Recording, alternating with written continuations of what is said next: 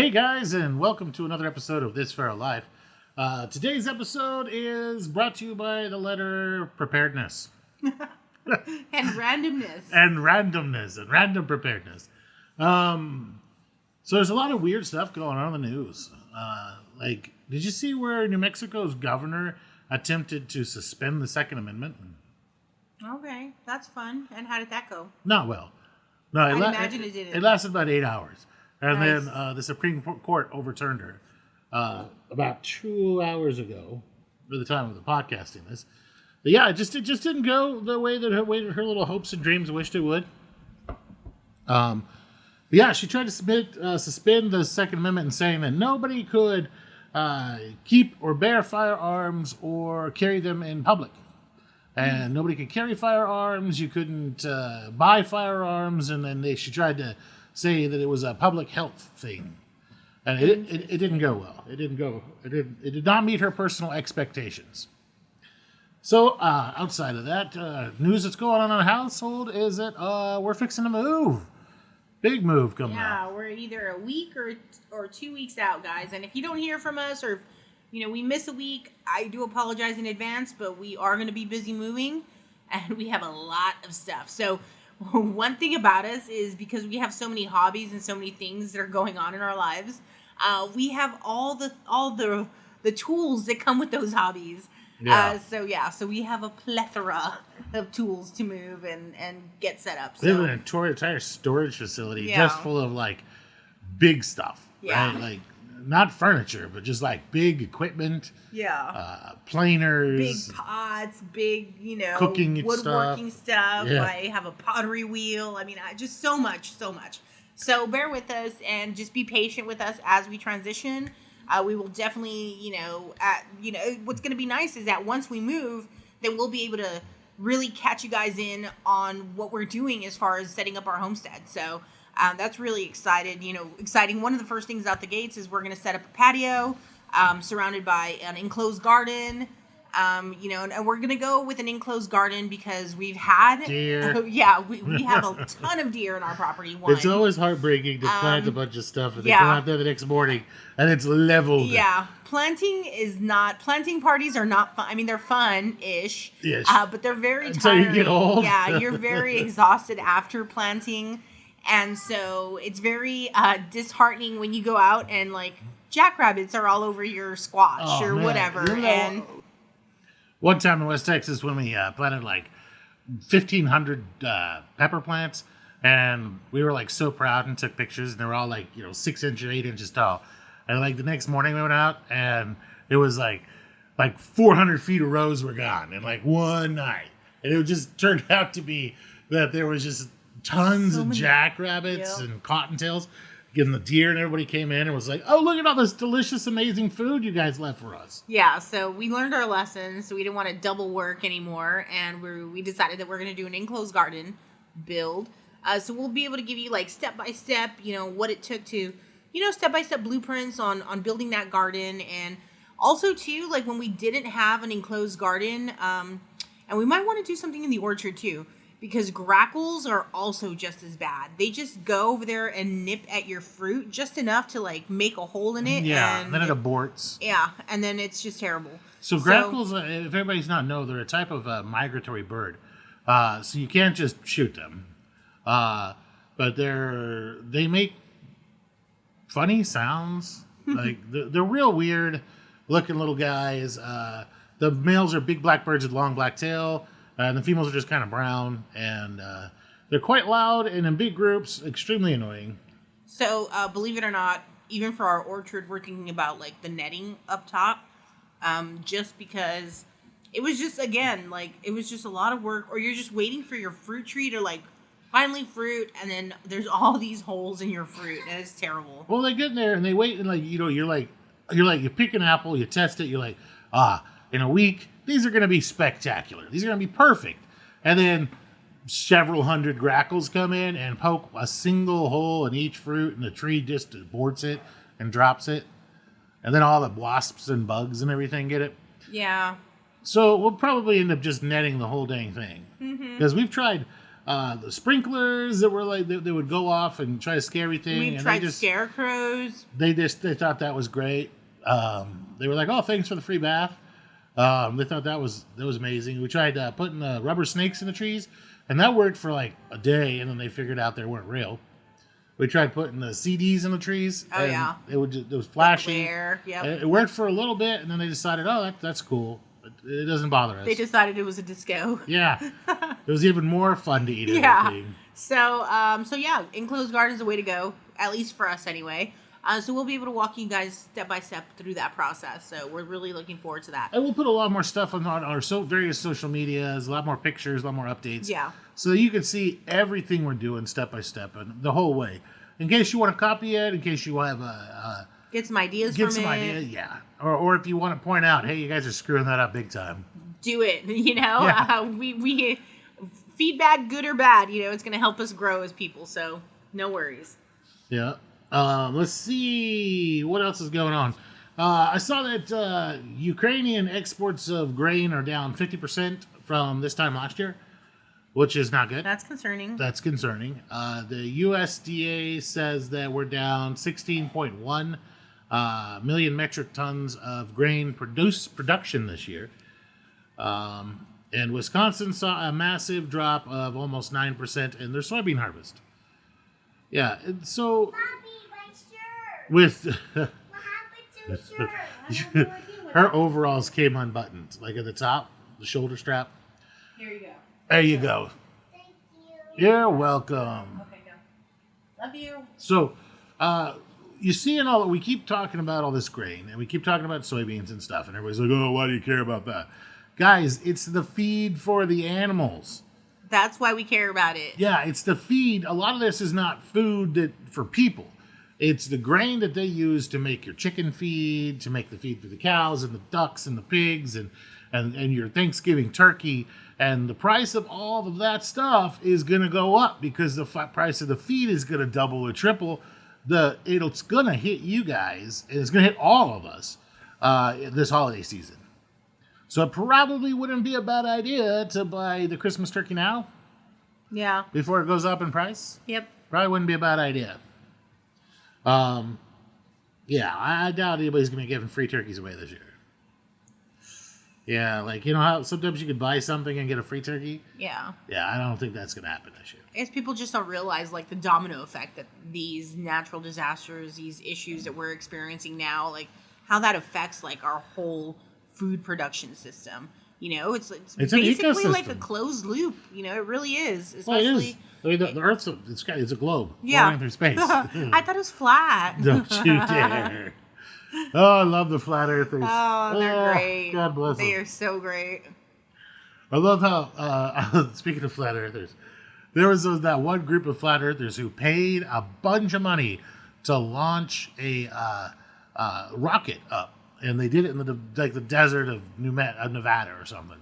And they were like, if the rocket reaches such and such point and comes down in a such and such place, like it would be at like a 16-point-something degree angle, then the Earth's round. And so they launched this rocket. It came down exactly where they predicted if the Earth was going to be round. Oh my God, that's hilarious. And then they decided to send up a camera to take a picture. And it turns out that it took a picture. And it showed the curvature of the Earth. Oh, that's great. I wish I could have been there. Oh, to be a fly on the wall and see their faces.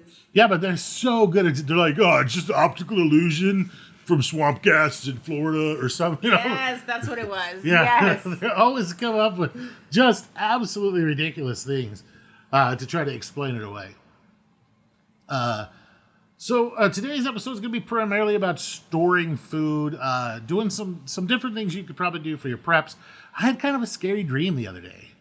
Yeah, that was... Okay, so let's rephrase that, because he had a scary dream, and then he has to go mess with me. I couldn't sleep already. I was just tossing and turning. It was just one of those nights where my hamster wheel just kept running and running.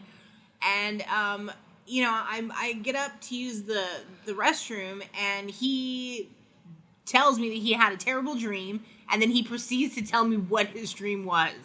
And then I couldn't sleep the rest of the night, so that was wonderful. Well, I had to wake up and Google some stuff. So my brain's weird. Like I have Google in my dreams and like in my brain, and I read across some phrases that I didn't understand, and so I tried to. How did you undo that again?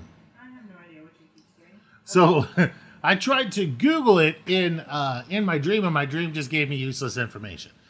Like that is it's a type of metal, and then that is just a way to measure like radioactivity. So it didn't give me any useful information. What my dream was is that we were out and about in San Antonio picking up a bunch of food and stuff, and like going to a restaurant, and we just visiting, right? And there was a Russian state-sponsored terrorist group had used cobalt 60 to make a dirty bomb and bombed the like there's like this CIA building where they do all of the drones and stuff from. They fly all the drones. It's a real big building with a ton of security, but they parked a big panel van outside of it and blew it up. Boom.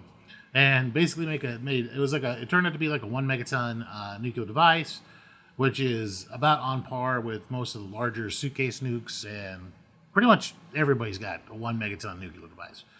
Even the Davy Crockett was a half a megaton. It was like shoulder fired. So it was a very, very small device, but with what would they call a salted bomb. So it had cobalt 60, and we were running around, and then all these alarms go off, and we were not really anywhere near the area. But there was like this big boom, and then like for some reason we had these like little radiological badge things, and our badge thingy said that we got 14 millisieverts of radiation, and I don't know what the freaking hell a millisievert was. I never, up until that dream, I'd never even heard that I can remember the word millisievert, right? And so I'm like running around in the dream trying to get my family safe and trying to get out to the farm. And I was trying to figure out what the hell a millisievert was, right? Like, are we going to die? Are we going to dissolve? Like, what's going to go on? Are we going to, like, is my kid going to, like, slowly die and, like, skin melts off her bones or whatever? Like, are we just dead people walking? Well, it turns out, like, when I woke up and Googled it, cobalt 60 is a highly radioactive metal that is in like X-rays. It has a ton of usage. Like they use it a lot for industrial X-rays and industrial processing. And it's a radiological source for a lot of things. It is a very long-lasting one, and it was one of those whirled in the bomb type things, right? Because it blows up. When it blows up, it turns into very fine powder. That powder goes a long ways and has a very, very long half-life of many, many, many, many, many years.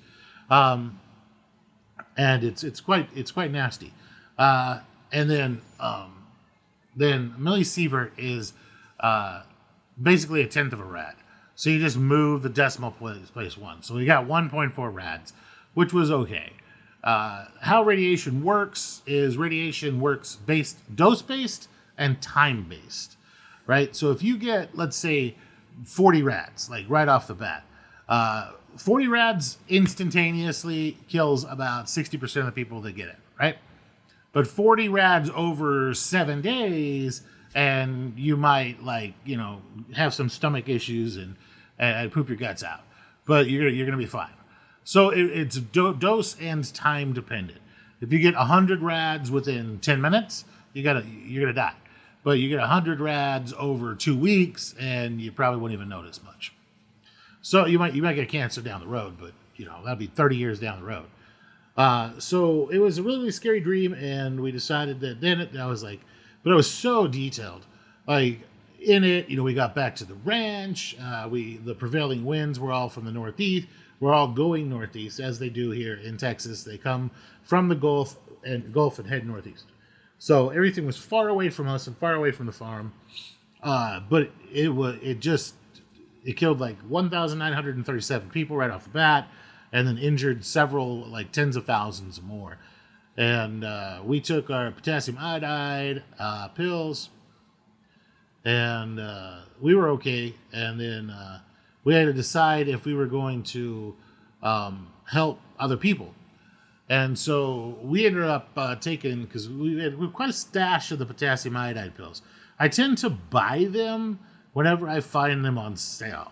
So I bought I woke up from this dream, rolled over, picked up my the Amazon device, the little cell phone that you use to buy everything on Amazon, and picked up another 300 potassium iodide pills for like $12 on Amazon. So we got quite a stash of them. So I was like, well, we could put to help people. I guess we could put 30 of the pills in little pouches and stuff and hand them out, and then teach people how to decontaminate.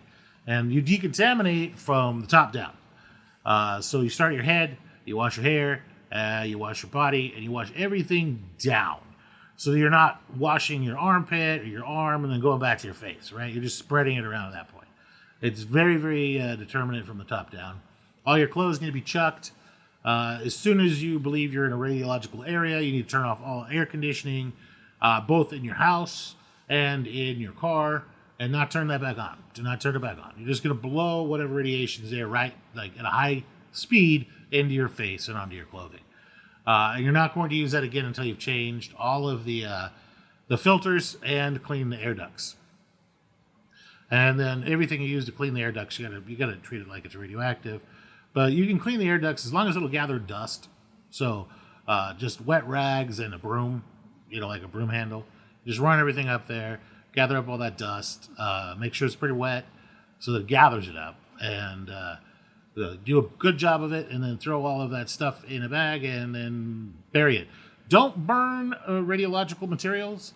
That does not hurt the radiation at all. I mean, it was basically born in the heart of a star, so it's not going to be at all bothered by being burnt. It just now makes it airborne again. So if you've gone and decontaminated your house by washing your roof, and then you burn a bunch of stuff, and all that ash goes everywhere, you just recontaminated your house and everything again. So unfortunately, it's one of those things you got to bury. Just pick a spot and bury it. Let it go back to nature. If you put it in a plastic bag and bury the plastic bag with it, then of course you have to worry that, hey, it's going to be a radiological problem that's in that bag that's never going to decay for a long time. But you want to bury it away from water sources, bury it away from agricultural areas, things like that. The best thing that can happen is a really heavy rain after a sort of radiological mishap. It was a very scary dream, and it made us go, well, we probably need to store some more crap. Yeah, definitely. So, and I never knew what to do as far as radioactivity goes. I hadn't put much thought into it until his dream, and so now that's got me thinking a different way. So don't try to save anything. If there's ever a bomb that goes off like that or some type of event, don't try to hoard all your stuff into your vehicle so you could drive off somewhere. Because it's contaminated already, right? If you're not able to cover it. What about a truck cover? Does that kind of... I mean, yeah, but if air's getting in there, it's taking stuff in there. Okay. Right? So what she's getting at is you pile everything in your SUV, it's fine. Yeah. But if you take your stuff from inside your house and your stores and you try to bug out, you throw it in the bed of your pickup and you drive down the road with it, it's done. Yeah. You see people they throw their bed mattress up on top of everything and strap it down. Well, your mattress is just a giant sponge out there picking up all the radioactive dust. And now you're just going to lay in radioactivity. There is no way to make materials like a bed clean ever again. It's just not possible. It's there's too many pores in it, and there's too much dust, too much places for the dust to hide. Yeah. So it's just gone. That's it. And don't look directly in the boom and the bright light because apparently you go blind immediately. Immediately, so, yeah. So, not fun. Yeah, it's. I think a lot of people have kind of a decent handle on most what to do immediately during a radioactive event. But the post afterwards is decontaminate yourself, then decontaminate your friend, right, or your family member. Everybody should be able to decontaminate themselves. The faster cells are dividing, the more likely they are to be negatively affected by radiation. So if you have small children like us, decontaminate the baby first. Does that make sense? Yeah. right? Spray their ass down. I don't care if they're crying, screaming, moaning, bitching, whining. You clean them, top down. Very, very important to do it that way. Air itself cannot become radioactive. Water itself cannot become radioactive. It's only particulates in the water and particulates in the air. So, the worst thing that could happen after a radiological event is heavy winds or a dust storm. But a big rainstorm afterwards would be a godsend because it'll wash most of that down into the ground, into the soil, and away from you. So if you live in the city, it'll wash it in the sewers, and maybe you'll get Ninja Turtles. Sweet. Be kind of cool. Yeah. But overall, it's a scary thing. It's not something that. The good news is if you don't die in the first 4 or 5 days, your chances of dying are almost nothing. What did you say that you, in your dream, you were wearing a Geiger counter? Yeah. Okay. Yeah, we had a little Geiger counter. Well, so then we looked it up, like, the next day, and we're like, oh, it's actually reasonably priced. Like, you could just get one off Amazon. yeah, That'd probably behoove you to get that. The one that we were wearing was actually the $53 one, like on Amazon. And I was like, why the hell in my dream am I wearing that Geiger counter that I've never seen before? I'm really hoping this isn't a foreshadow dream, Yeah. But I still wanted to have this conversation because, I mean, I know our focus is on food preparation and storage and farming and all that. But survival is at the root of everything that we're trying to share with you guys. So, I mean, if it wouldn't, we wouldn't be doing you service if we would be doing you a disservice if we didn't share like what our thoughts were in the event of a nuclear attack. So, important things to note is that people who are exposed, that once you decontaminate them, you don't need to really treat them like they're exposed anymore. The radiation damage is pretty much done. It's not living inside of their body or anything. But you do need to be very, very careful with them. Probably. So the immediate area goes Chernobyl, right? Yeah. Well, what do you mean? Like the immediate, like where it happens, like everything as far as like food, the animals in that area. Yeah. But I mean, like I'm talking about, like John, your buddy, gets exposed to radiation. Once you've decontaminated him, he's not just sitting there on your personal sofa being radioactive. Right. Right. He's not radioactive. The material he was exposed to is radioactive. He absorbed some radiation, or the radiation actually just passed through him, not really absorbed it. And in the process of passing through it, it causes the damage that causes radiation sickness. They don't glow like an X-Men. Yeah. You don't yourself become radioactive. But John, let's say John got exposed to a reasonably high dose of radiation, and he starts getting real sick. And you're going to want to do electrolyte replacement therapy with him. You're going to want to make sure you get some multivitamins. Electrolyte imbalances are going to be a big problem with these having watery diarrhea, that kind of stuff. So you got to be kind of careful with that. And then his immune system is going to take a massive dump, right? So secondary infections are a big problem. Getting infected from pretty much anything. So a broad spectrum antibiotic would be really, really helpful. You can usually find those at aquaticpharmacy.com. One of my favorite places to buy antibiotics online is aquaticpharmacy.com. You can go on there and buy, quote, fish antibiotics. It's the same shit, same pills, same machine, same packaging, same everything else. They just very loosely and tongue-in-cheek sell it for fish. But you can get anything you want. I'd probably start on azithromycin or Augmentin. Just kind of a broad spectrum, easily handleable, cheap antibiotic, just to kind of keep everything that just as normal skin bacteria and stuff from causing a massive problem with them. So these are just some things to worry about with the person. Now, as far as food goes, everything that's outside, now animals weirdly have a really high tolerance to radiation. That's really way odd. Higher than humans. Does this mean cows get exposed? Can you still eat the meat? Yeah. Okay. Yeah. Yeah. Of course. The meat's not become radioactive, but like chickens. Chickens can take 10,000 times the amount of radiation that kill a human. Wow. Weirdly, right? That's interesting. But I mean, over time, like not all at once. If you Right. you get a chicken with X number of rads all at once, and they turn into like cooked chicken dinner, well, they just turn into a puddle of goo. Really, radiation primarily does damage by damaging your DNA and damaging the actual like cells that reproduce. So somebody who's been exposed to high doses of radiation, we're talking like 400, 500 rads all at once, their cells will no longer be able to replace themselves. So you'll see people just basically dissolve. It's really shitty. Wow. It's bad. So like, because your body's replacing itself, like your skin replaces itself like every couple of, like every month or two, and it's just not going to happen anymore. That's just it. Like it can't replace itself. It can't fix itself. Every cut you get can't heal. Every scrape you get can't heal. Nothing can heal.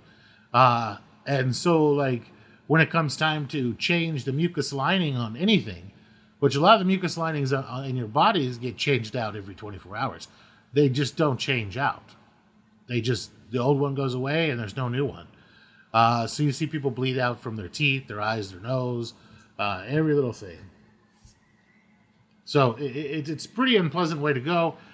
With people who've had high value exposure, you'll see them get initially sick and then kind of like canary syndrome, where they'll get better and they'll have like a honeymoon period where they feel fine. They're pretty asymptomatic, and that can last for anywhere between 24 hours to like 2 weeks, where they feel great, and then all of a sudden they start showing a little bit of symptoms, and they crash really hard in a matter of like 4 or 5 hours. They just dissolve and die.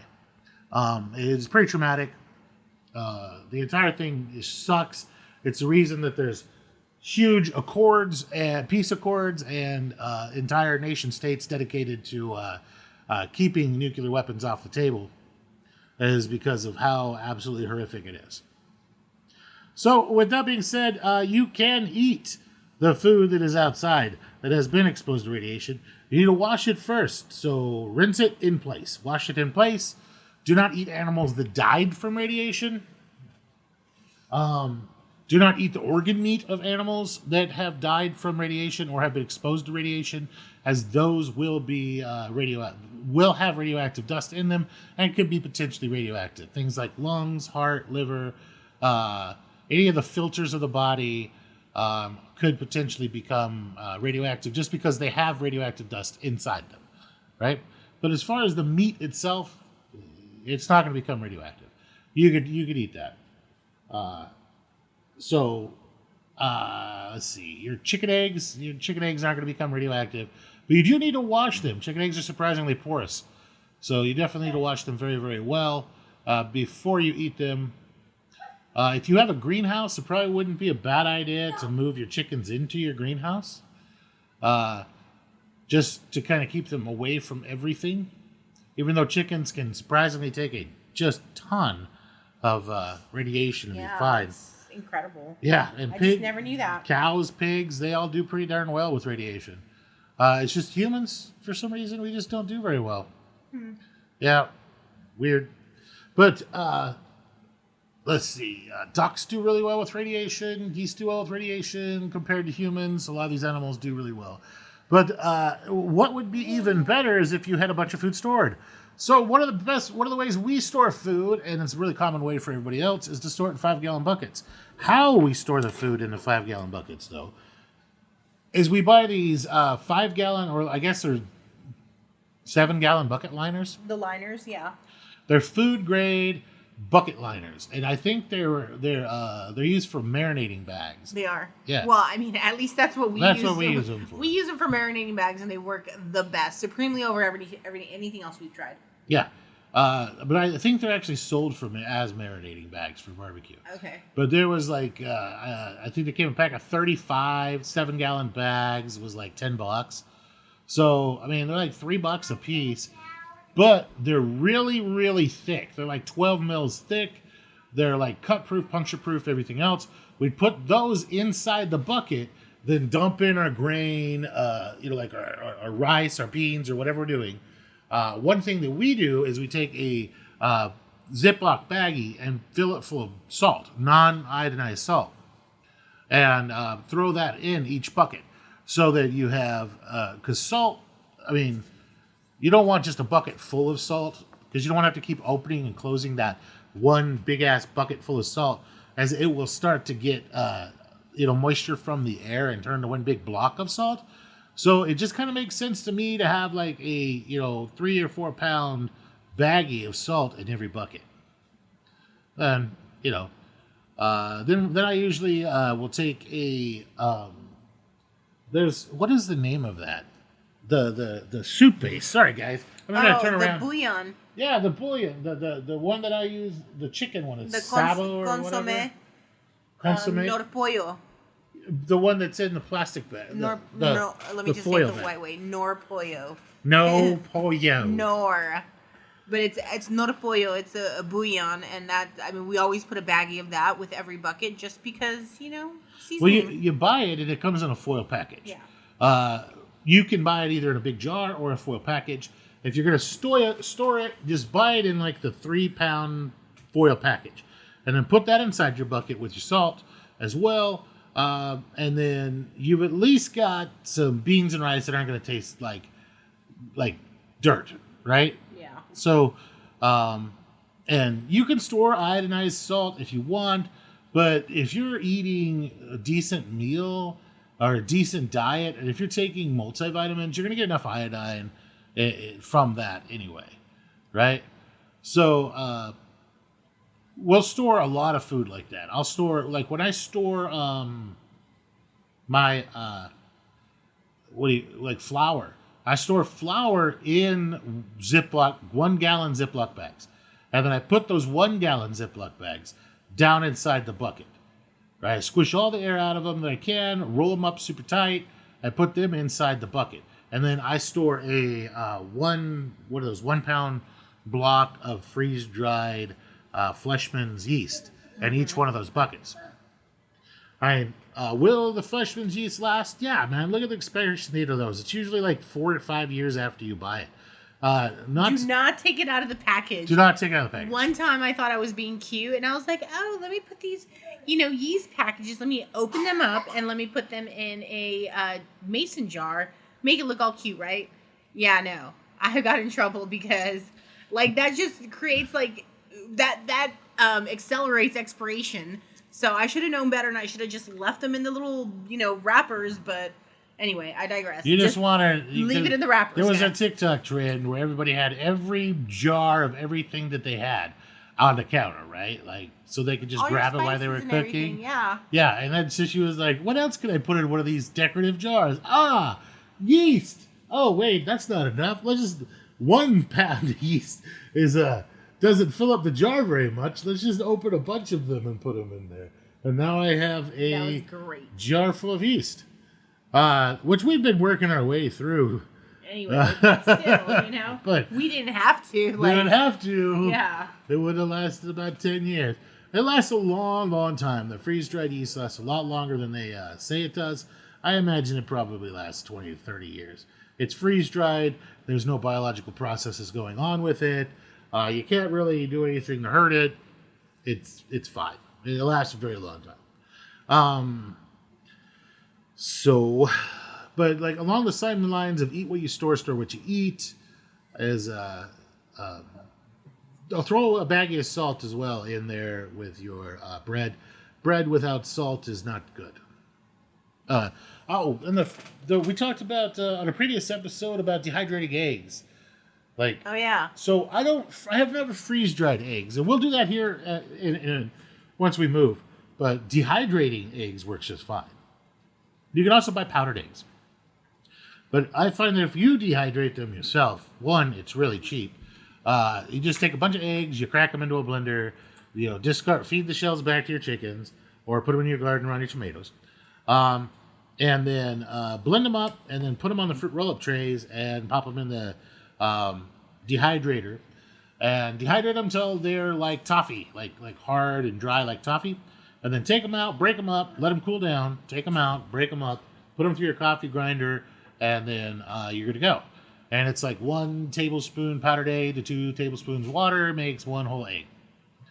And it works out really, really well. And so I'll put them into dozen egg packages, which is surprisingly small. I think it's like 1.25 cups of egg or something like that. It's really, really quite a small package.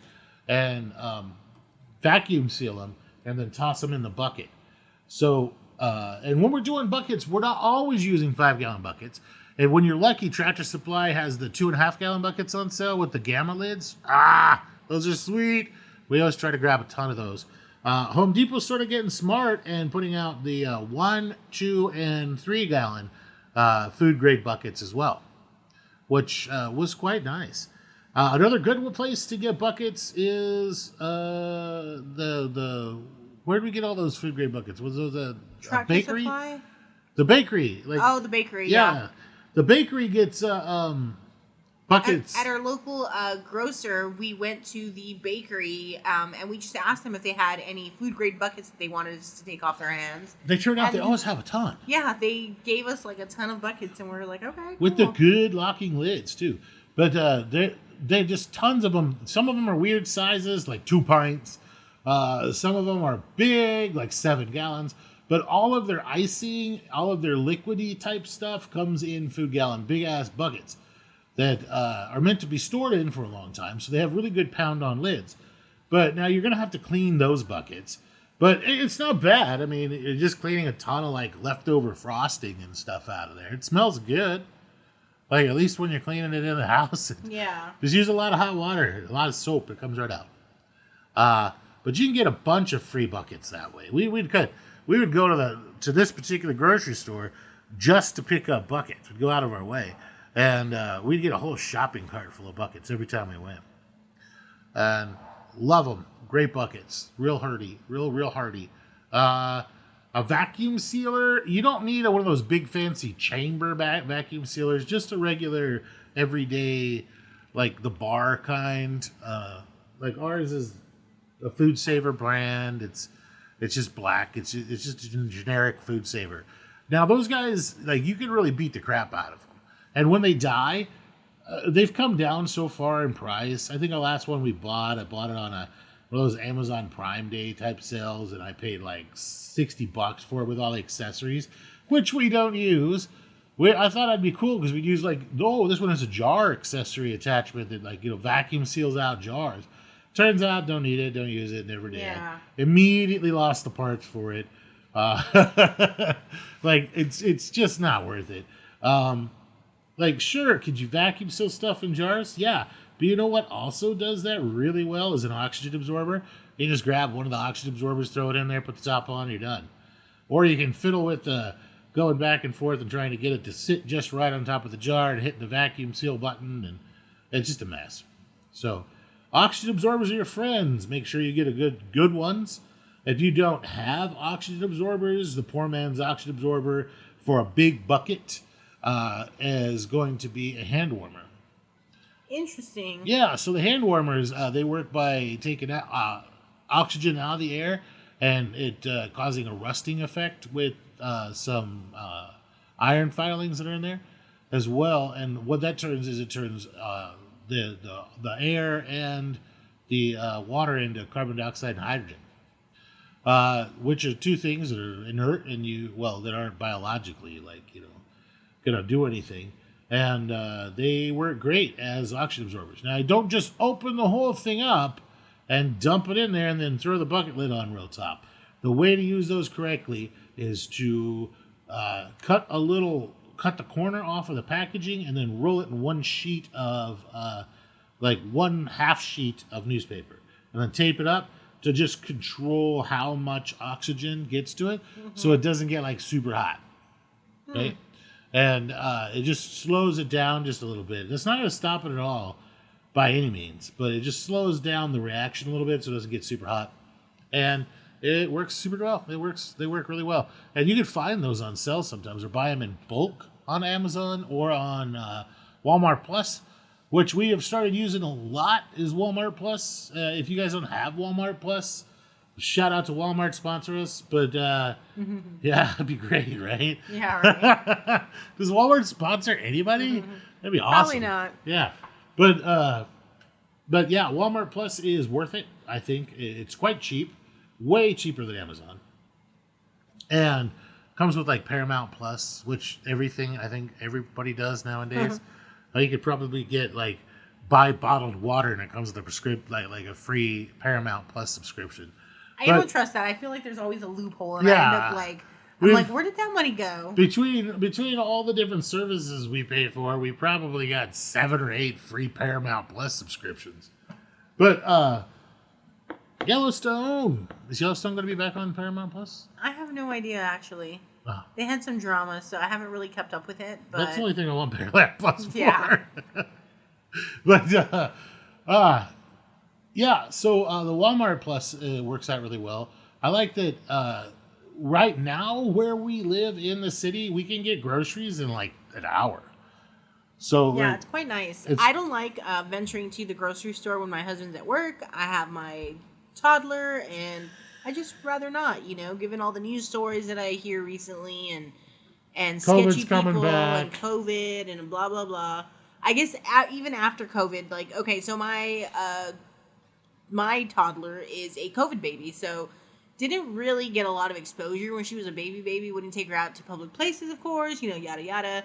We took her outdoor things. Yeah, we took her to do like outdoor things, but like just us, But yeah, so I just never had that where I wanted to take her out to stores and do all that stuff.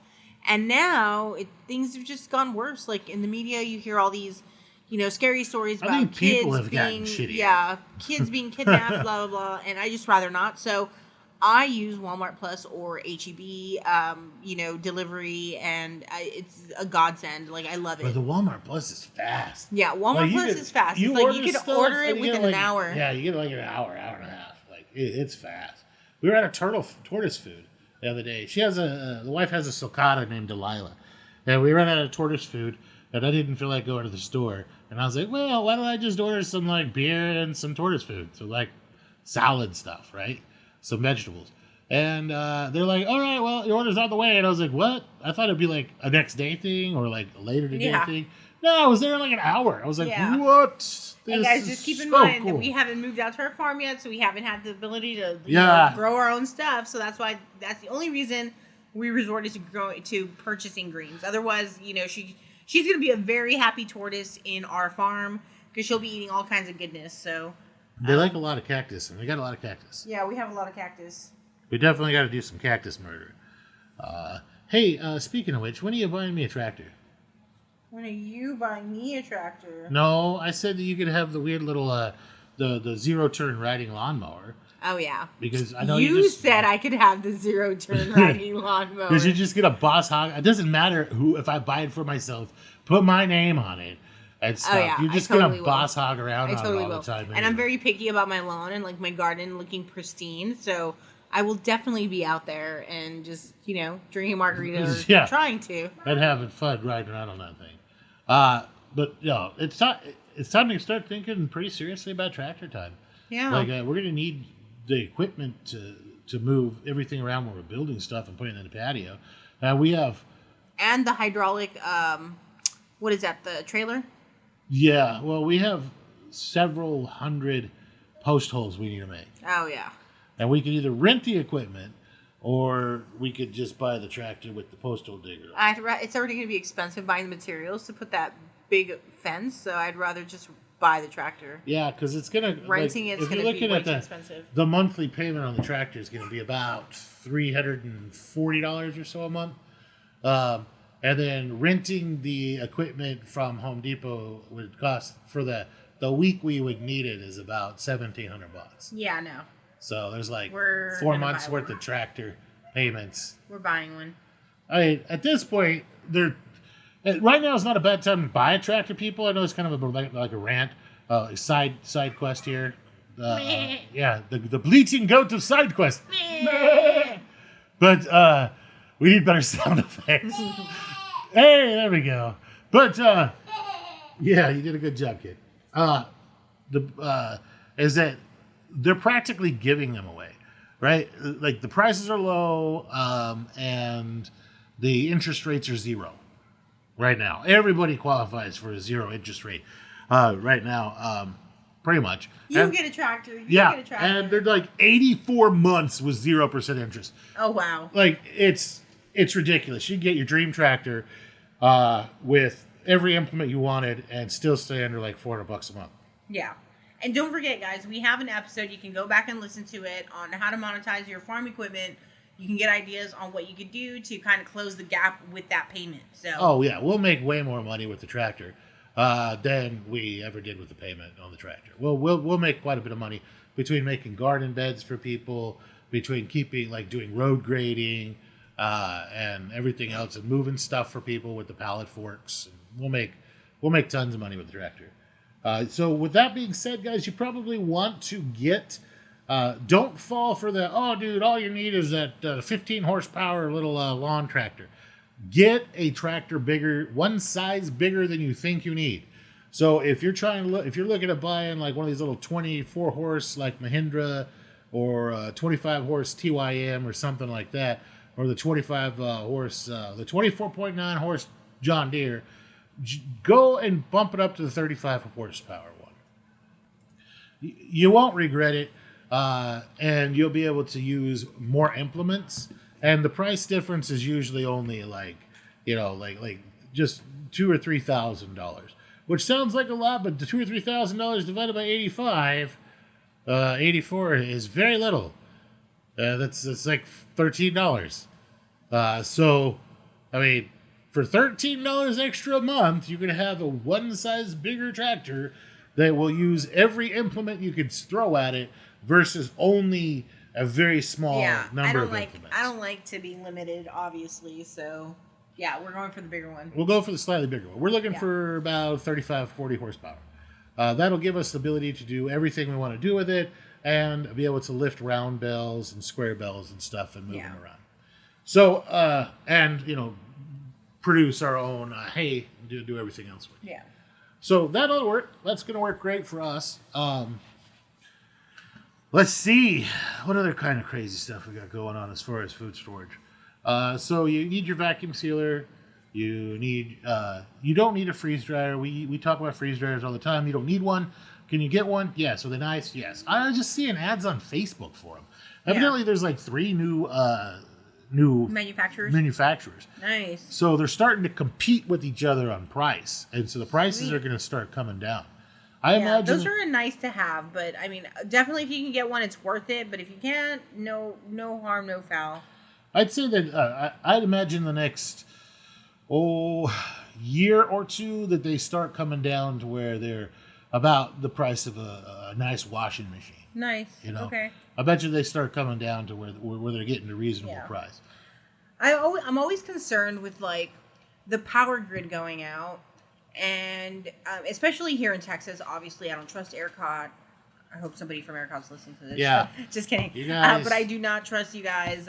You guys have fooled me once. Shame on you. Fool me twice. They ain't going to be fooling me twice. And then if you look at the Farmer's Almanac for this year, it's supposed to be like super wet and unseasonably wet and cold. Yeah, like it's supposed to be a really cold winter. So it's always concerning, like, what happens if we lose power, right? That's when? always like... It's going to be a when. When. Okay, so what happens when we lose power? So my concerns are, like, if it's in the winter, like, staying warm, obviously, right? So staying warm, we have a wood-burning fireplace, so that's great. We have our kerosene heaters, so those are fantastic. So if you guys can get one, those are great. I know that Farrell here shared a image on our last podcast on what those kerosene heaters look like, and how big you should get them or whatever. So those are great. But in the summer months, like food spoilage, right? Food spoilage is a concern. Staying cool, especially here in Texas, it's so astronomically hot. What do you do? So I want to make a root cellar on our property. So I'm really excited about that. The bunker? / root cellar. The bunker? / like... Bunker? Air conditioning room or a cool room. I don't know. Plus bunker? Plus bunker, yeah. So definitely want to make a bunker. root cellar. And so I've been exploring different different options on how to do that. I've been seeing, different YouTube videos, researching some, There was a guy. Did you see the one where he made it like it was like half above ground and half below Yeah. ground, where he just like dug out and then he buried they buried it and made a nice cool little like hill that was planted all green like a hobbit house. I thought that was attractive. I know. So did I. And the first thing that I thought when I saw that is, yes, it's the Shire. The Shire, I think it would look pretty cool though. I mean, like especially if you had like a water source up top, right? That like put a sprinkler up there. Mm-hmm. Because it'll keep the it roof keeps of the it grass. cool or It whatever. keeps the grass. Yeah. It waters the grass, and then the grass through transpiration, right? Right. Causes evaporative cooling and passive cooling, which cools the ground and cools the inside of there too as well. Yeah. I like the idea of that. We could do all the way down below ground, but I don't think we need to get that crazy.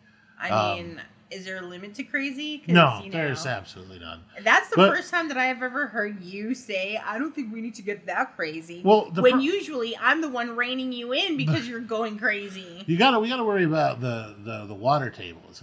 Our water table out there is not super deep. Yeah. That's true. So like if we go 30 feet deep as the bottom of the hole. No. And then we're only 10 feet above the water table at that point. Which means we're going to be constantly battling, have water seeping in. No. And it's going to be always moldy and wet. Those earth homes or whatever in New Mexico. I guess that would be the same. Type? Yeah, the earthship type homes. Those are cool. I guess that would be the same concept, and that's pretty cool. And they keep cool, and they don't require any power or anything. Yeah. So do your research, guys. See what your options are. It's just an idea. That would definitely help you with food storage and keeping cool. So here was my idea, is that I wanted to dig down about 5 feet, a 5 foot deep hole. I want to put a concrete pad down on the bottom with rebar reinforced. Then I want to put cinder blocks. Around. Parameter, yeah. Build a cinder block wall, right? And then go out about 6 feet and put another cinder block wall. And then use the dirt that we dug out to fill in the two walls, the space between the two walls. Mm-hmm. So it's only about 2 feet above ground. Then you can pile your dirt and everything up on top of it. So it'll be like a little shire, but you'd have to walk down into it, right? But have 6 feet dirt on either walls and on the ceilings, plus the 2 feet of concrete on the thing. It'll be definitely radiological proof. Yeah. So bunker, but also it'll be more than cool enough. I think it'd be plenty of cool with 6 feet of dirt every direction, especially if we plant on top of it. If we do grasses and stuff, it's sturdy enough that the goats can go up there and graze. The chickens can go up there and graze. It's not a problem. I probably wouldn't want cows tromping around up there. Not that I'd be worried about it falling or breaking or anything. It's just cows have a tendency to just jack everything up. Yeah. Right? Their hooves just turn everything to mud and just compress the soil too much. So let's talk about food. We're talking about food storage. So explain aged meats, right? The ones that you see. There is this really fancy restaurant here locally in town that you go to, and they have hanging meat. And I my first thought when I saw that is okay. I mean, obviously, I think back to the Indians and all that, right? And how they used to store food. That's different. And they're doing pemmican and stuff like that. Yeah, so explain how that works and how that wouldn't go bad. So they're aging the meat is a very controlled spoilage process. Okay. All right. And when you're looking at those, the hanging meats, I've seen exactly the pictures on the social media from what you're talking about.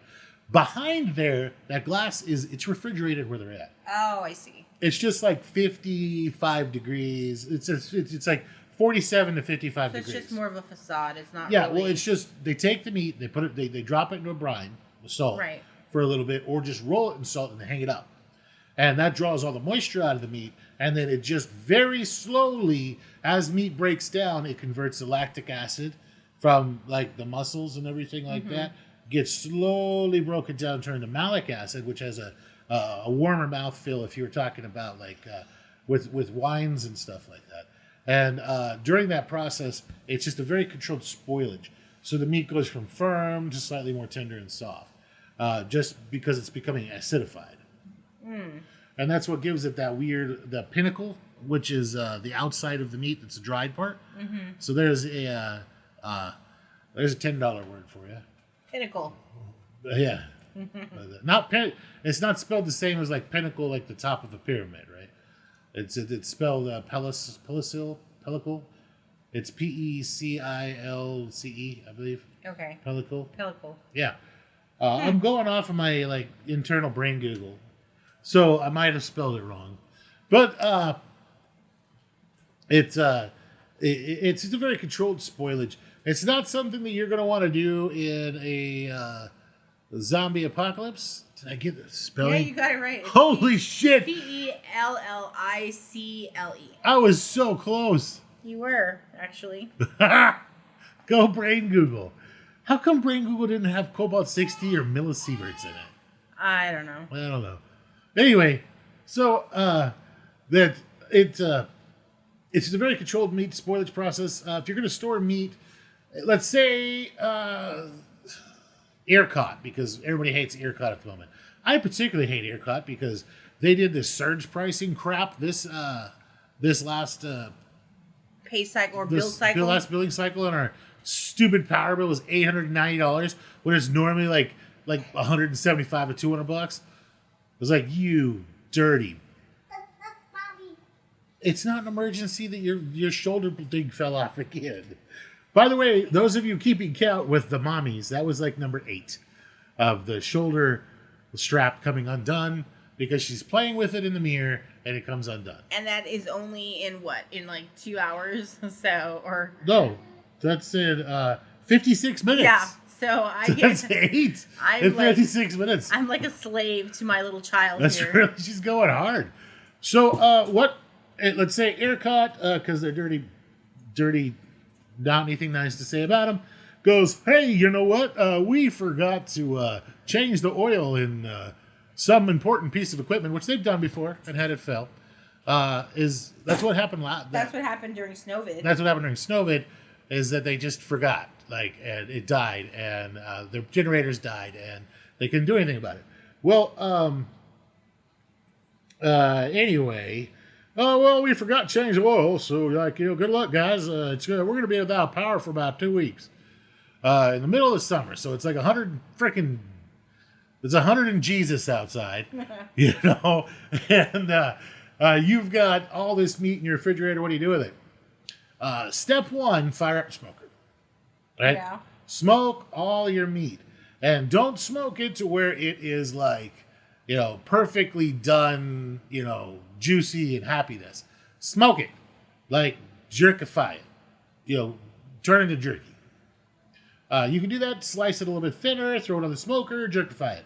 You can always rehydrate it later with soups or stews or anything else. Throw everything else you can, and you can make your own drying rack outside. Take some 2x4s, nail them together in a cube. Put some screen on the outside of it, or some like thin fabric, like some old T-shirts on the outside of it, and on the inside of it, make some jerky, hang it up, and let it dry. Inside that, outside, in the sun, and it'll be just fine. It'll turn to jerky just fine. Air dry jerky works great. They sell fancy outdoor, jerkify maker type things like that already. They have like a bunch of screens in them, like soy dehydrators. But you can make one. They're really, really easy. It's just a cube with some breathable material, either screen, muslin, or just keep flies out and bugs out. And hanging whatever meat you want in there. Slice it thin, treat it with your soy sauce, make it regular jerky, whatever you got, and throw it out there. Any of the dairy products you have the options to quickly turn it into cheese. Cheese was only going to extend it for about a week, right? Then you can go to somewhere where it's shady most of the time and dig a hole, and then put a 5-gallon bucket in the hole. Put whatever you want to kind of keep cool inside the bucket and bury it. That's not going to work in here, where it's like 110 and Jesus, right? Jesus hot. But up further north, where their idea of hot is like 85 or 90 degrees. I actually saw a documentary where it was a man that lived in I don't know what mountains. It was up north somewhere. But he literally lived in the mountains, like in a hole in a cave, and completely, like, dead of summer, coldness in winter, and he was completely fine. He was like, yeah, in the summer, I start my little fire, I'm fine, blah blah, and that's how he lived his life. And I was like, wow, that's interesting. He was the key word there is cave and mountains. Yeah, And- which we do not have either of those here where we're at. Yes, so- we're gonna have to make a cave. Yeah. So with our cellar bunker cellar that we do not own yet, hypothetical cellar bunker would be great because it'll probably keep it around 58 to 70 degrees inside cellar bunker during the during the summer. You can buy solar panels for stupid cheap. Where's that place that I was looking at the solar panels at? Oh, geez, I don't know, but they came in a pack, and it was very, affordable. Yeah, so they're used solar panels is what they are. Is that they go and they buy all these solar panels, and we've talked about it on a previous episode. Picking you up a couple of 1,000 watts of solar panels, they're only going to be like $40 to $55 a piece, all right? So for like 480 watt solar panels, so they're quite cheap. So you could pick up like say 2,000 watts of solar panels for probably right around about $185. And with those and an inverter, you can run an air conditioner. It's only going to run when the sun's out, but who cares? If you've got an insulated bunker or an insulated part of your house, and you have that thing cranked all the way down in one room of your house, you can keep that one room of your house pretty darn cold and use it like a little refrigerator, right? Yeah. So it shouldn't be too difficult for you to figure that out. That's one way to do it. Other way is they now have earth fridges. Have you seen those? They come out and they'll drill you a big old hole. It's like a 12-inch diameter hole, so it's like a big hole in the ground that goes down about 100 feet. And they have this neat little like conveyor system that goes like a pulley system. that goes down in there. But it's more like a belt. So you put stuff on there, and they just turn the little wheel, and stuff that was down low comes up top. So people use them for like keeping cold drinks cold, but you could easily use it for keeping like your milk and stuff like that cold too. See, ground fridge. Yep. Okay, ground fridge, sponsor us. Ooh, this looks really cool. Yes, I've seen that. Yeah. So in Korea and places like that, they use these giant clay pots. They put them in the ground, and then they get them wet, and they keep them wet. They keep the ground over the top of them slightly damp, and the evaporative cooling keeps the stuff inside the pot. Pretty cool. You could do that pretty easily. Yeah, I would definitely want to get one of these. Yeah, we're going to be doing almost exactly that. Yeah. All right. Without this price tag. Without that stupid price tag. Yeah. That's very expensive. For just what is a really shitty storm cellar. Yeah. So, looking at the actual ground fridge website, and it was like, I'm good. Like, I could build that for 1/10 of the price easily. Yeah. But we're pretty cool. handy people, so. Yeah, pretty cool. And see what they have here? A tractor. Helping them dig the hole. Digging a hole. Doing tractor things. Tractor things. Sweet. Okay. Yeah. That's interesting. So, so I was just going to mention like the off-grid power setup that we were looking to get. Yeah, so we're going to do, I want to do about a 10 kilowatt system. So I'll have 10,000 watts of solar panels, because buying the used solar panels, these guys are coming with warranties and everything. So, and then I'll buy like a whole bunch of the 480 watt solar panels. They're big. They're like, they're the real big ones. And I'm just gonna do the top of like the chicken hut, the chicken cage. I'm just gonna do the whole damn top of it and solar panels, which is going to come out to be about 10,000 watts. So I'm not going to put them on the house. No reason to.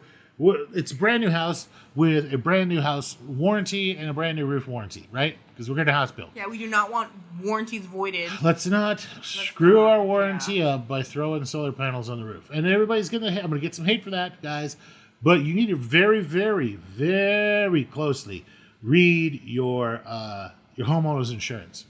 A lot of the times, because of shoddy previous installations, and the cost of replacing the solar panels. That putting solar panels on your roof will void your roof's warranty, your home warranty on your roof. So not a cool thing. That's very bad. Muy bad anante or No bueno. no buenante. Not no buenante. No. What the heck? No buenante. No bueno. Oh, well, I guess I suck then. Yes. You're very quick to point that out, lady. Yeah, you know what? I don't have very many opportunities to tell you that you're terrible at something other than dancing and trying to speak Spanish. Not happening. There's no love for me. Oh, but you can understand Spanish, so when I'm gossiping with my sisters, you're all up in it, understanding everything that I'm saying. Yo quiero Taco Bell. Yeah. Hey, other than that solar use solar panels. They're only like a year old. Their government replaces them for some reason on everything that they own every year. I think it's just so that they can spend money. Of course it is. Because things last like 20 years. Yeah. And I actually saw something where minority women they're really pushing USDA loans pretty hard to start and set up your own farm. So I'm definitely going to look into that. I don't know. There are grants that they offer. So I'm going to take a look at that and see if that is a possibility for me, since I am Hispanic, I am minority, and I do own a side business. So hopefully that'll be an option. By the way, that the solar panel place is called Santan Solar.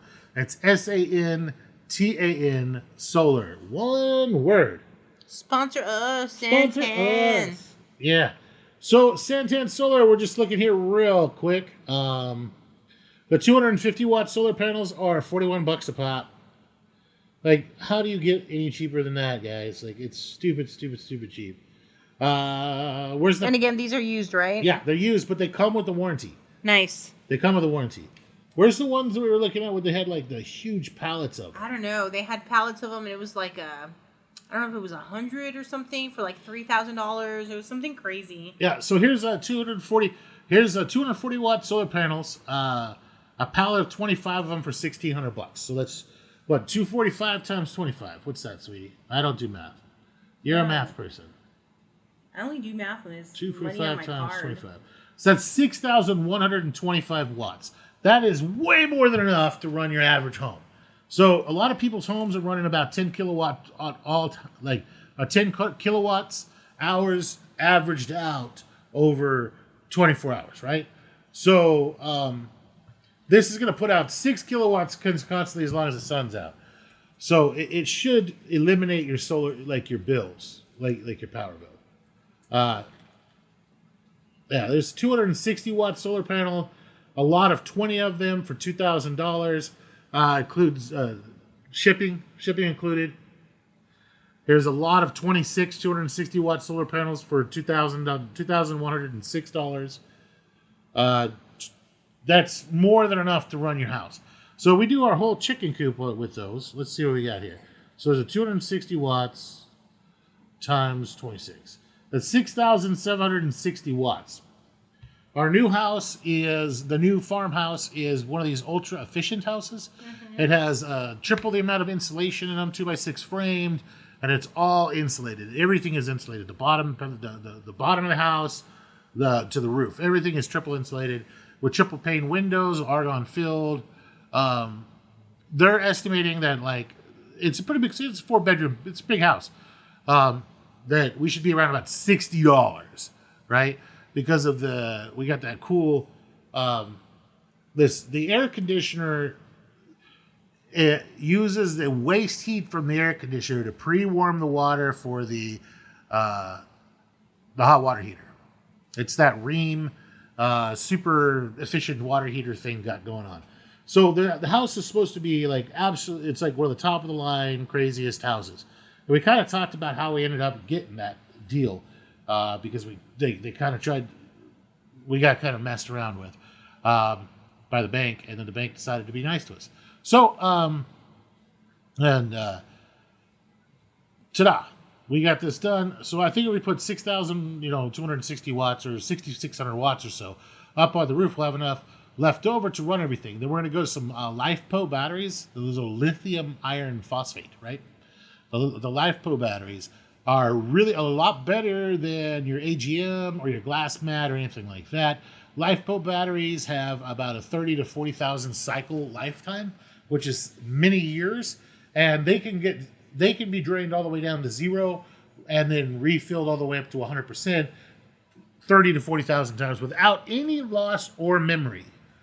Does that make sense? Like, Yeah. whereas the AGM batteries, you can't go below 50% of them without damaging them. So, super awesome. LifePo batteries, you can build your own, and we've also talked about that, where you could buy the 200, Yeah, we did talk 250 about that. amp cells, Yeah. are like, $200 a piece, and then you can just really string a whole bunch of those together and build your own little battery box and rock and roll with it. So we should be in around about $7,000 to be completely off grid with our house if we wanted to. Worth it. Yeah, but one of the first things we were going to buy was, as far as the preparedness side of everything goes, and the power outages you brought up, was a backup generator. Yep. Definitely. So a backup generator, which we'll probably just go through. We already have a Jenny, but we want the a whole bigger one. house generator, one of the automatic ones, Yeah. a propane automatic house generator that's going to kick on as soon as the power goes out. There's two different ones. There's Kohler makes one, and Generac. Those are the two big ones. And Generac is sold by Home Depot and installed by Home Depot, and the Kohler one is sold by Lowe's and installed by Lowe's. Both of them are about the same. Both of them are going to cost you about 10 grand with everything and installation and everything out the door. But both of them give you 0% interest and the whole 9 yards, and it only comes out to be about $140 to $135 to $140 a month. For those things, which is really neat, they come with a little app. They automatically test themselves, and the cell of the generators comes with a what is it called? Where they come and fix it and change the oil and stuff. Maintenance. It comes with a maintenance program. That's nice. Yeah, so we don't have to do shit. You don't have to do anything. They come and just do it all for you, which is great. Yep. Like, it's all included in the price. So that's really, really nice. And that's probably what we'll be doing first, just so that we can have peace of mind while I light my own hair on fire attempting to hook up a solar panel system. Please don't. On top of the chicken coop. Yeah. It's going to be great. It is going to be It's going to be great. Well, hopefully, we'll figure it out. Yeah. And then we'll, it's all about, it's a learning process. Like, if we attempt it and it doesn't work, okay, then we rewire it a different way and make it work, right? And we figure it out. And then we share that with you guys. So, we'll definitely, that'll be a fun adventure. Oh, yeah. Yeah, so the second thing that I want to get after we get our power under control and off the grid is the atmospheric water tank. The atmospheric water condenser, yeah. Condenser. So it's basically a big, giant dehumidifier. Right. I like them, They're but expensive. they are very expensive. But I really like them. I like the idea of being able to to be able to have water whenever, right? Yeah. But I need to look into them a little bit more. I've heard good things and bad things from them. Good things is that when it's somewhere that's humid, man, they work good. And we're in a pretty humid area. Yeah. So thankfully. we should be, our average humidity is 60 to 80%. We're in a subtropical area, so we should do pretty darn good with it. But you get people who are trying to put them in California and Nevada and stuff, and they're not happy with their the results that they get. 7 to 10 gallons of water a day. Yeah. But then you come out to somewhere where it's humid, like here, and you're getting 150, 200 gallons of water a day. Yeah, that's perfect. And that, to me, that's great. We'll use that for all of our drinking and water and bathing. Oh yeah, definitely. I mean, we still have city water, but Yeah. It'll be nice to have a backup water solution. So, talking about radiological stuff. So, let's say we have our atmospheric water condenser. You will then need to filter that water Because of the particles. because of particles. But you can put it through any sort of particulate filter, right? You don't have to get too absolutely insane with it. because they have a little light that you can put in there that has a UV light. So How long do the particles last in the air after that type of event? it depends on the size of the particle. Okay. Like little bitty, itty bitty, tiny little ones could blow to China. All right, but like most of them are going to settle out within the first 2 or 3 hours. But every time you get a windstorm or like a big giant truck drives down the road and you see the dust blow up behind it, you got to worry about things like that. Yeah. So, and until you get a really good rain, that is just like really going to wash everything down and away, and get it to soak into the ground.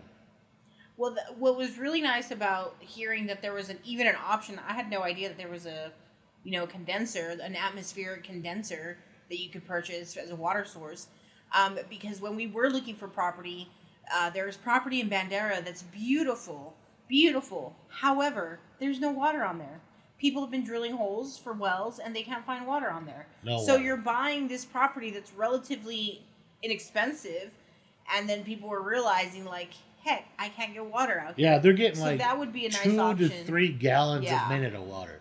And to put that kind of in perspective, your faucet turned about halfway on is about 2 gallons a minute. Wow. Like your kitchen faucet turned about halfway on. It's about 2 gallons a minute. That is all the water their like $30,000 or $40,000 very deep well is putting out. Yeah. Which means that their well is not going to be. It's going to take it overnight to fill up, and they're going to turn on their pump. It's going to pump out the 200 gallons of water it's got inside the well casing, and then it's going to take all night to fill back up. It's not going to be able to constantly. I ain't got time for that. Yeah, it's not going to be able to keep up with the pump that's down hole. Yeah, definitely not. Which means that you'd get. Oh Lord! Like, remember when we used to live on the farm and we had the big tanks. The big tanks outside. Yeah. Like those were 5,000 gallon tanks. Wow. It would take 5,000 minutes to fill that tank up. What's that in hours? Let's look real quick. That's a long time to fill that tank up, and we ran through one of those a week, right? Mm-hmm. 83 hours. It'd take 83 hours to fill up one of those tanks. Wow. So you would never even keep up with. Yeah. Even if you just really were careful about your water usage, you would not be able to have animals or farm or do anything. No way. Nothing. No way. Like you do a load of laundry, it takes about 50 gallons of water. Yeah. No, so I like the idea of those atmospheric condensers for like places like Bandera. There was also a couple who had purchased property in the mountains, and they were trying to. They needed a water source out there, so they had to break through a boulder. But okay, so they were going to spend for the cost of drilling through a boulder to find a well, but it was going to be like $50,000 to do that, and they had like a chance that they would find water. Like it wasn't set in stone that yes, they would hit water if they invested that $50,000.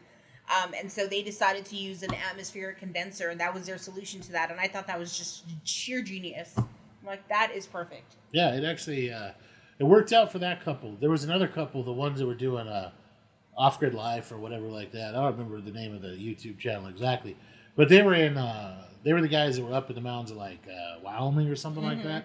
Theirs did not work out. Oh no. Their average humidity up there was only 20-25%. Yeah. And they were only getting like 200 gallons of water a day. I would suspect if you're like up north California, up north like in Oregon, those types of areas, that there is quite a bit of humidity. But anything like further east, probably not. Yeah, they have the big rain shadow from the mountains over there, so which means that it's just like it was high desert up there, and they just didn't have the humidity for it. But the people that are like, here in the south where it's humid, are doing fairly well with them. You do have to change the filters, right? You do have to change the UV bulb, and the water that comes from there doesn't have any minerals in it. Like you're going to have to add minerals to it, or you'll take minerals away from your body. Okay. Because it's basically distilled water, right? Right. So you can just get one of those like remineralization filters, and then just run it through that, and you're fine. Interesting. But yeah, if you just by itself, drink the distilled water by itself, you slowly leach the calcium, the phosphorus, the sodium, and everything outside of your body. Okay, so that was the water source. Yeah. This episode has pivoted to like now self-sustaining, like It's been all over the place. It's been all over the place, so it's all right. Bear with us. There was another cool one that I saw that we were discussing in getting. Remember the biogas or whatever, the where you're creating your own gas from scraps, from kitchen scraps, and from Oh yeah, the biogas digester. yeah. That thing is pretty cool. I would the wanna one get where they of made, those. I saw the one where they made them out of that 275 gallon tote, Yeah. and they were able to run their grill off of it. Yeah. I thought that was pretty cool. I just think that I'd blow myself up. Nah. Okay, let's just Like, not go there then. I don't think that my ability to make an air. I don't have faith in my ability to But make isn't something. there a company that sells those big bladders and it's kind of they Yes. come and install it and But now you have a giant bladder full of explosives sitting okay, out. true. Here's my problem. Giant bladder full of gases. My problem is I've got the Hindenburg on my front yard. Yeah. And then, like, I'm going to be weed eating, and I'm going to hit the rock just right. Yeah. And then we're going to go Hindenburg. No. Okay. Right? Probably not the best idea, but in theory, I'm too it clumsy is- for giant Hindenburg. It is pretty cool, though. It really is. So. Yeah, the idea behind it is fantastic. Yeah. Don't get not me wrong. for us. Yeah. I am probably too clumsy for that. I mean, if you're saying you're too clumsy, I don't think you're clumsy. I am clumsy. So yeah, maybe you stay away from that. Just giant Hindenburg balloon No, bladder thank you. just seems like Boom. not the best idea. Okay. Like, I'm already kind of sketched out by having a propane, the big, 2,500 gallon see, propane and tank. that's another concern of mine too, because I really want one because I understand Yeah. the purpose behind it. No, and having it, they're yada, yada. perfectly safe as long as you don't shoot them. But yeah, and which we do a lot of shooting. But don't shoot So it. it's very terrifying. Don't shoot it. I know It's that. gonna be but on the like, other what side if of the it house. ricochets and like So much things would have to go wrong.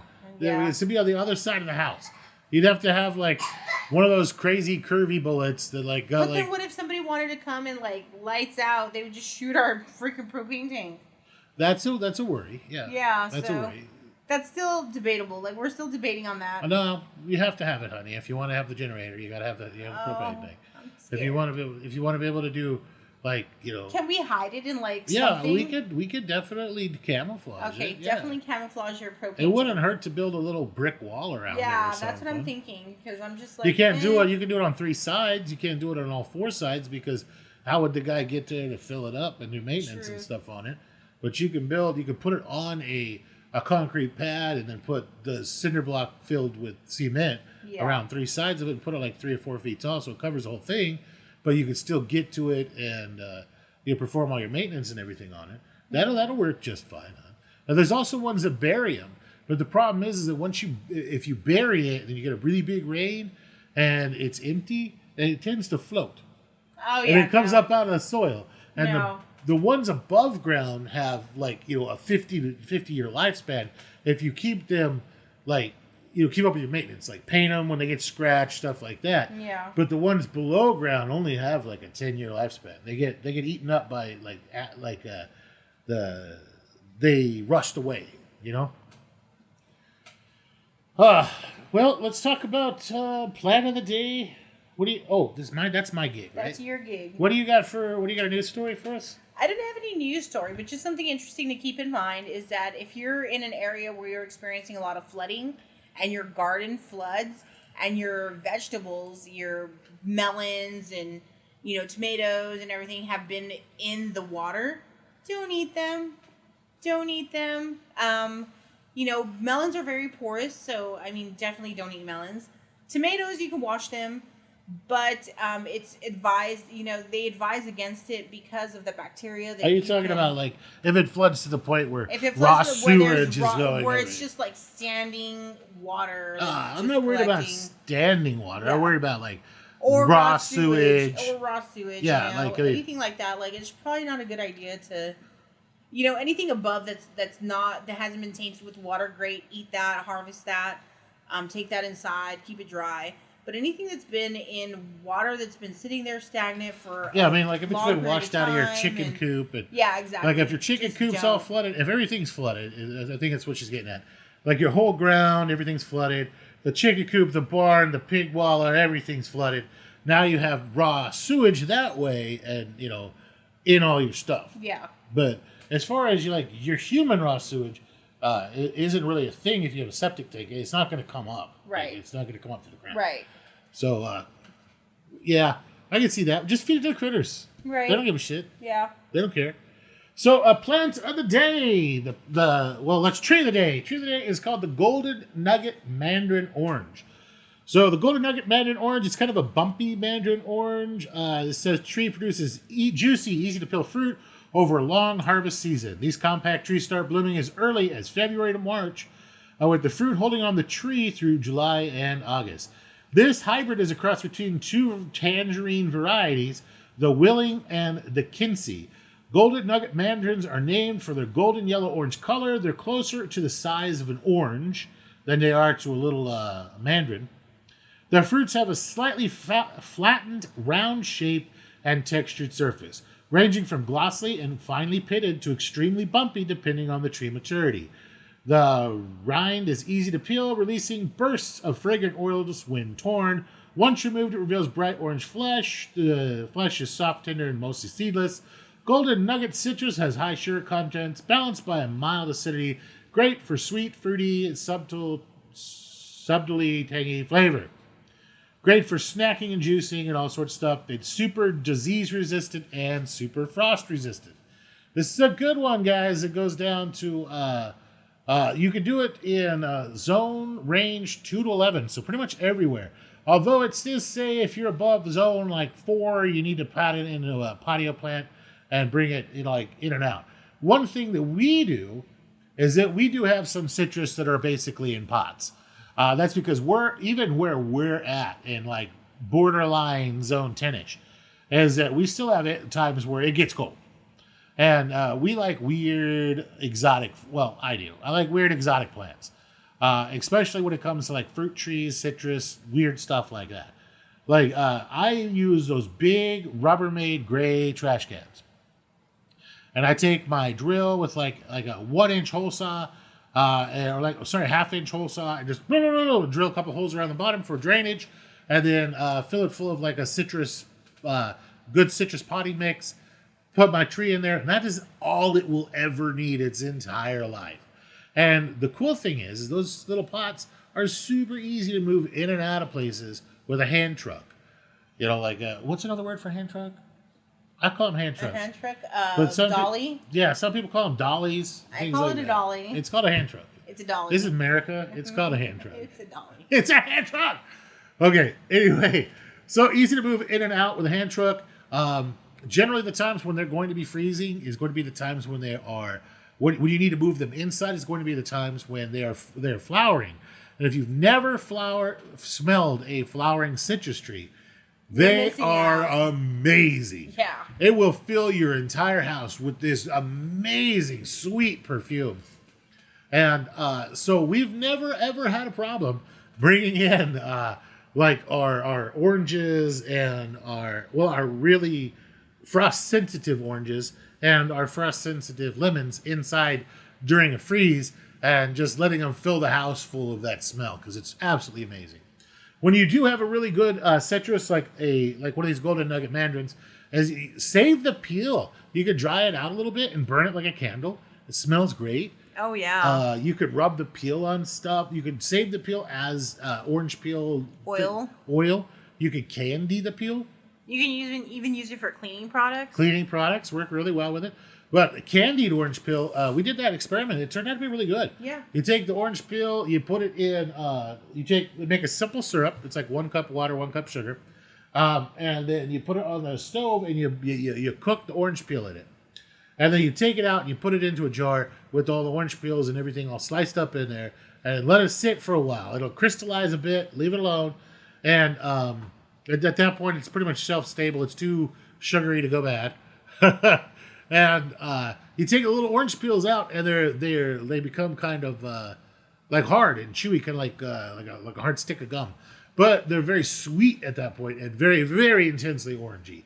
They do great in a whiskey. Take one of the orange peels out. I knew you were going to drop it in some whiskey, or just give it to your kiddo and let him chew on it. Then it's candied orange peel. It's really quite lovely. Let's see. Let's talk about. We talked about grain forecast already, right? Yeah, we already talked about that. Man, just the forecast is really not looking good. Even over 1 month, just in let's see, just last month the grain forecast dropped 1.3 million tons. That's just not good. And that's this. So this year they ended up planting. More corn.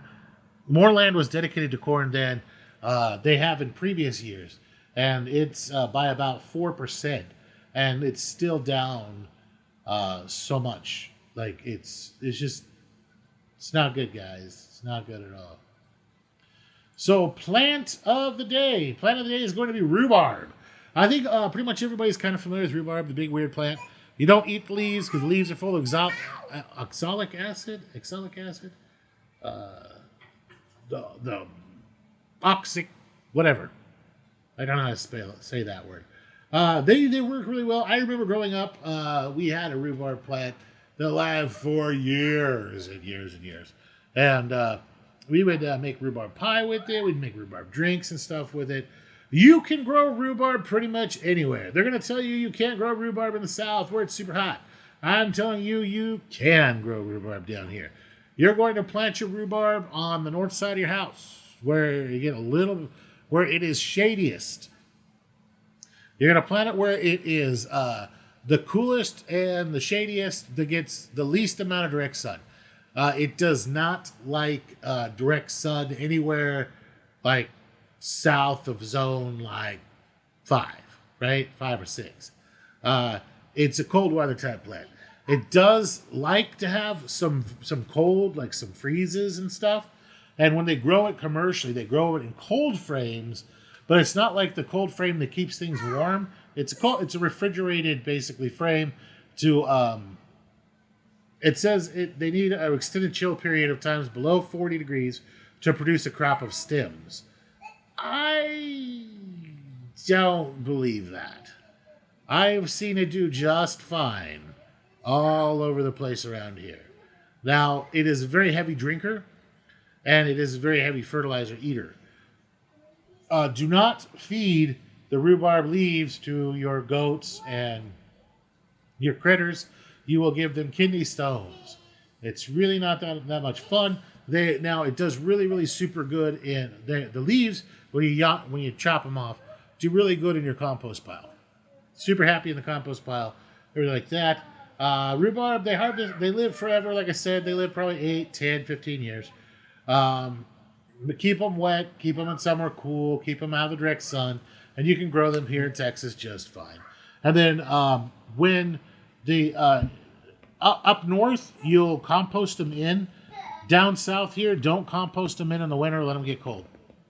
Other than that, what else you got, hon?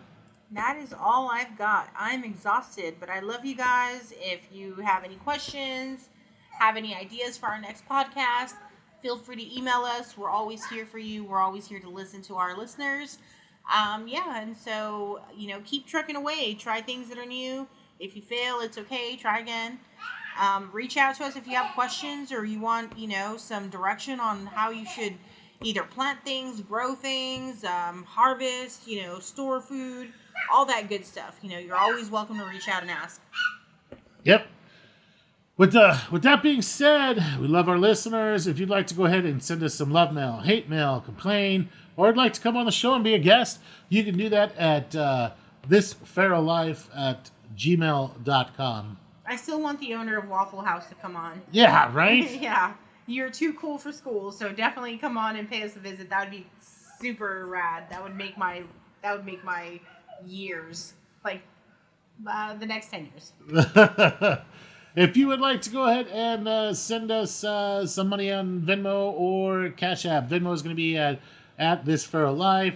Cash App is going to be at $ This Pharaoh Life. Our Etsy is going to be This Pharaoh Life Podcast at Etsy.com.